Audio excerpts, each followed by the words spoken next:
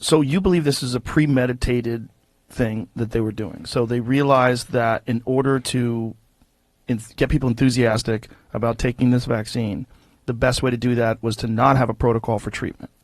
It's not just my idea. Now it's completely laid out by the book by Dr. Pam Popper, the book recently published by Peter Breggin, COVID-19 and the Global Predators, We Are the Prey. I wrote one of the introductions. Dr. Lee Fleet and Dr. Vladimir Lysenko wrote the other introductions.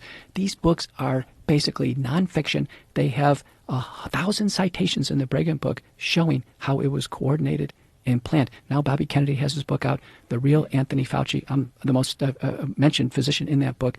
I can tell you that if you want to find the evidence that Moderna was working on the vaccine before the virus ever emanated out of the lab, if you wanted to find the collusions and the operations between the Gates Foundation and Gavi and CEPI and Pfizer and Moderna and the vaccine manufacturers and the Wuhan lab and the National Institutes of Health and Ralph Barrick and University of North Carolina at Chapel Hill and how all this was organized, if you want to see the Johns Hopkins planning seminar called the SPARS pandemic in 2017, where they had a symposium, people showed up, they wrote up their symposium findings, they published this. It says it's going to be a coronavirus.